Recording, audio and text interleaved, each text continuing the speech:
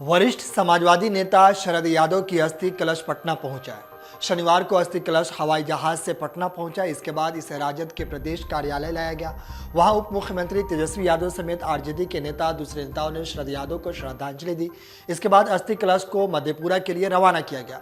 वहीं राजनीति में मंडल मसीहा के नाम से मशहूर दिवंगत शरद यादव की बेटी और बेटे शांतनु अस्थि कलश लेकर पटना पहुंचे हैं। आपको बता दें कि शरद यादव का निधन 12 जनवरी को गुरुग्राम के एक हॉस्पिटल में हो गया था। वह 75 साल के थे। 1988-89 में बिहार सहित देश भर में मंडल कमंडल की राजनीति के दौरान उन्होंने बढ़ चढ़कर अहम भूमिका निभाई थी। वही नीतीश कुमार को मुख्यमंत्री बनाने में उनकी अहम भूमिका रही थी। इतना ही नहीं, शरद यादव जेडीयू के संस्थापक सदस्यों में एक थे। जेडीयू को मजबूत करने में भी उनकी महत्वपूर्ण भूमिका थी। रामचरितमानस पर समाजवादी पार्टी के नेता स्वामी प्रसाद मौर्य के बयान ने हंगामा मचा दिया है। आए दिन उनके बयान पर राजनीति हो रही है। बीजेपी और तमाम दक्षिणापंथी समूहों ने समाजवादी पार्टी को खूब आलोचना की है। वहीं अब इस पर पूरे विवाद पर छत्तीसगढ़ के मुख्यमंत्री भूपेश बघेल ने प्रतिक्रिया दी है। उनका कहना है कि इस मुद्दे पर वाद विवाद करना ही गलत है। हमें रामचरितमानस के मूल तत्वों को समझना होगा। मीडिया से बात करते हुए छत्तीसगढ़ के मुख्यमंत्री ने कहा कि देखिए, बात रामायण के बारे में है, राम के बारे में है। राम को आप किसी भी रूप में देख सकते हैं। मरा मरा बोलेंगे तो भी आखिर में राम राम ही सुनाई देगा। क्या फर्क पड़ता है आप किसी भी नाम से जपे। वहीं मुख्यमंत्री भूपेश बघेल ने अपने बयान में आगे कहा कि चाहे कोई विरोध में बात करे तो उसी का नाम राम है। उन्होंने कहा कि रामचरितमानस के सकारात्मक पहलू है जिन्हें स्वीकार करना जाना चाहिए। उत्तर प्रदेश में जातिगत जनगणना का मुद्दा फिर से गर्माता जा रहा है। सपा प्रमुख अखिलेश यादव ने फिर से जातिगत जनगणना को लेकर बड़ा बयान दिया है। अखिलेश यादव ने कहा कि जाति की जनगणना होनी चाहिए। देश के कई सारे राजनीतिक दल ये चाहते हैं। समाजवादी पार्टी के विधायक सांसद गांव-गांव जाकर इस बात के लिए लोगों में जागरूकता लाएंगे।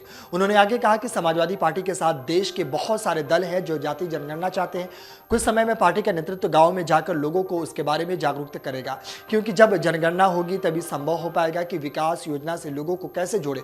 वही बताया जा रहा है कि जातिगत जनगणना को लेकर समाजवादी पार्टी एक बड़े आंदोलन की तैयारी में है। पार्टी इस मुद्दे को विधानसभा में उठाने की तैयारी कर रही है। आपको बता दें कि बिहार में जातिगत जनगणना शुरू हो चुकी है, तो वहीं यूपी में भी इसे लेकर सियासत गर्म है।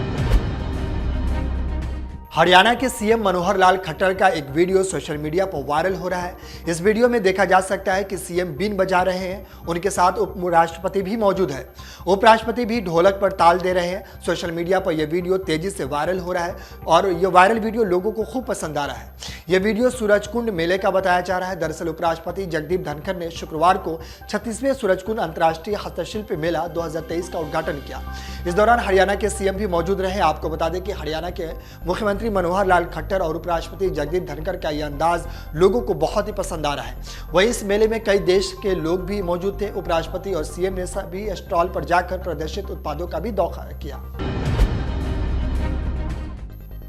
दिल्ली की नई आबकारी नीति में कथित घोटाले से जुड़ी ईडी चार्जशीट में अरविंद केजरीवाल का नाम आने के बाद भाजपा ने आम आदमी पार्टी के कार्यालय के बाहर जोरदार प्रदर्शन किया।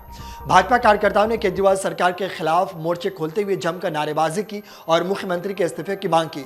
दिल्ली बीजेपी के कार्यकारी अध्यक्ष वीरेंद्र सिंह ने कहा कि अरविंद केजरीवाल में नैतिकता हो तो मदन लाल खुराना ने 1995 में आरोप लगने पर जो नैतिकता दिखाई थी उसका अनुसरण करते हुए वह ईडी की चार्जशीट में अपना नाम आने पर इस्तीफा दे दे। वहीं दिल्ली विधानसभा में नेता प्रतिपक्ष रामवीर सिंह ने कहा कि भाजपा शुरू से कहती रही है कि आम आदमी पार्टी सरकार के शराब घोटाले को मुख्यमंत्री अरविंद केजरीवाल का संरक्षण प्राप्त है और अब तो ईडी चार्जशीट में हमारे आरोपी की पुष्टि हो गई है। आपको बता दें कि दिल्ली में कथित शराब घोटाले की जांच कर रहे प्रवर्तन निदेशालय कोर्ट में जो चार्जशीट फाइल की उसमें मुख्यमंत्री अरविंद केजरीवाल, उप मुख्यमंत्री मनीष सिसोदिया से लेकर तेलंगाना के सीएम चंद्रशेखर राव की बेटी का नाम भी आया है। महाराष्ट्र सरकार के दमकल विभाग की भर्ती के दौरान हंगामे की जानकारी सामने आई है। वहीं अभ्यर्थी ने धांधली का आरोप लगाया है। मामला मुंबई के दहिसर पश्चिम का है। दहिसर में महिला फायर ब्रिगेड कर्मियों की भर्ती को लेकर हंगामे की स्थिति पैदा हो गई है। आरोप है कि लंबी लड़कियों को बाहर निकाल दिया गया है, जिसके बाद महिला उम्मीदवारों ने आंदोलन शुरू कर दिया।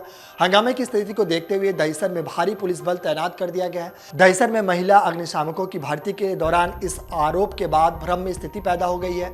लंबी लड़कियों को बाहर रखा गया है। आरोप लगाया गया है कि जिन लड़कियों की हाइट 162 सेंटीमीटर से ज्यादा है उन्हें बाहर कर दिया गया है। मिली जानकारी के मुताबिक फायर ब्रिगेड भर्ती के लिए आई युवतियों पर पुलिस ने लाठीचार्ज किया है। वहीं पुलिस के लाठीचार्ज में कुछ लड़कियों की चोट आई है। हालांकि अभी वरिष्ठ पुलिस अधिकारी लाठीचार्ज की पुष्टि नहीं कर रहे हैं। इस बीच आरोप है कि पुलिस ने कुछ प्रदर्शनकारी लड़कियों को हिरासत में भी लिया है। हिंडनमन की रिपोर्ट के बाद शेयर मार्केट में जारी उथल-पुथल और अडानी ग्रुप मामले पर केंद्रीय वित्त मंत्री निर्मला सीतारमण ने शनिवार को कहा कि नियामक अपना काम कर रहे हैं। उन्होंने कहा कि जिन बैंकों ने अडानी समूह को लोन दिया वे पहले ही स्पष्ट कर चुके हैं कि वे ओवरड्रो एक्सप्लॉइट नहीं है, कानून के मुताबिक उन्हें लोन दिया गया है। वित्त मंत्री ने कहा कि एसबीआई और एलआईसी ने बताया कि वे अडानी समूह में ओवर एक्सपोर्ट नहीं है। कॉर्पोरेट गवर्नेंस के मुद्दे पर केंद्रीय वित्त मंत्री ने एन सीतारमण ने कहा कि सरकार चाहती है कि बाजार अच्छी तरह से विनियमित हो। बाजार को अच्छी तरह से विनियमित रखने के लिए सेबी प्राधिकरण है। वहीं समाजवादी पार्टी के अध्यक्ष अखिलेश यादव ने मुरादाबाद में कहा कि भाजपा से पूछना चाहता हूं कि एलआईसी और एसबीआई में जो जनता का पैसा लगा है उसे अपने पसंदीदा उद्योगपति को दे दिया गया। क्या आरोपियों का कार्रवाई नहीं होगी? आम लोगों का पैसा चला गया और सरकार कहती है कि हम निवेश लाएंगे। राजस्थान के कोटा में नीट की कोचिंग कर रहे छात्रों की हॉस्टल की 6ठी मंजिल से गिरने से मौत हो गई। हादसे के बाद छात्र को गंभीर हालत में अस्पताल ले जाया गया, जहां इलाज के दौरान छात्र ने दम तोड़ दिया। घटना कोटा के जवाहर नगर इलन समुन्नत बिल्डिंग के सामने की है। जानकारी के अनुसार पश्चिम बंगाल निवासी छात्र दोस्तों के साथ बैठा था और वह उठकर जाते समय हॉस्टल की 6ठी मंजिल से गिर गया और उसके अस्पताल में मौत हो गई। वहीं इस घटना का वीडियो सामने आया है।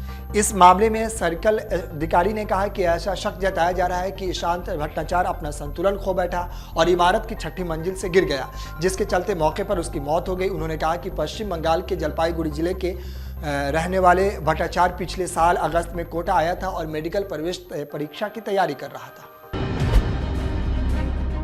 असम में बाल विवाह के मुद्दे पर बवाल जारी है। असम पुलिस ने बाल विवाह के खिलाफ मुहिम के तहत अब तक 2211 लोगों को गिरफ्तार किया है। गिरफ्तार आरोपियों में ऐसे विवाह करने वाले पंडित और मौलवी भी शामिल है। पुलिस ने कहा कि उनके पास 8000 आरोपियों की सूची है और यह अभियान जारी रहेगा। वहीं महिलाओं ने अलग अलग जिलों में गिरफ्तारी का यह कहते हुए विरोध किया है कि उनके सामने आजीविका की समस्या होगी। असम के मुख्यमंत्री हेमंत बिस्वा शर्मा ने बताया कि अब तक पूरे असम में बाल विवाह से संबंधित 4074 मामले दर्ज किए गए हैं, जबकि 8134 लोगों की पहचान आरोपी के रूप में की गई है। वहीं अब तक 2211 लोगों की गिरफ्तारी किया जा चुका है। बाल विवाह के खिलाफ कार्रवाई जारी रहेगी। अभी लगभग 3500 लोगों को गिरफ्तार करना है। उन्होंने आगे कहा कि राज्य भर में शुक्रवार सुबह से मुहिम शुरू की गई और ये अगले 3 से 4 दिनों तक जारी रहेगी। केंद्रीय गृह मंत्री अमित शाह आज विजय संकल्प रैली में भाग लेने के लिए झारखंड के दौरे पर पहुंचे हैं। इस दौरे के तहत सबसे पहले वह देवघर स्थित बाबा वैद्यनाथ धाम मंदिर पहुंचे। देवघर एयरपोर्ट पर पार्टी नेताओं, सूबे के मंत्री और प्रशासनिक पदाधिकारियों ने उनका भव्य स्वागत किया। कुछ देर में वे एयरपोर्ट में बाबा मंदिर के लिए निकले। यहां से वे कड़ी सुरक्षा के बीच सड़क मार्ग से सीधे वैद्यनाथ मंदिर पहुंचे। इस दौरान उन्होंने बाबा भोले की देवघर एयरपोर्ट पर पार्टी नेताओं, सूबे के मंत्री और प्रशासनिक पदाधिकारियों ने उनका स्वागत किया। उन्होंने बाबा मंदिर में वीआईपी गेट से प्रवेश किया। यहां पहुंचने पर उन्होंने बाबा भोले के दर्शन के लिए गर्भगृह में पहुंच के उनका करीब 25 मिनट का समय बाबा के मंदिर में गुजरा। इस दौरान उन्होंने बाबा भोलेनाथ की विधिवत पूजा अर्चना अपनी पत्नी के साथ की। पूजा के बाद गृह मंत्री ने इफ्को नैनी यूरिया संयंत्र की आधारशिला भी रखी। डाउनलोड करें अमर उजाला ऐप और पाएं खबरें लगातार। अगर आप ये वीडियो YouTube पर देख रहे हैं तो हमारे चैनल को सब्सक्राइब करें और बेल आइकन को दबाना ना भूलें। अगर आप Facebook पर ये वीडियो देख रहे हैं तो हमारे पेज को लाइक करें।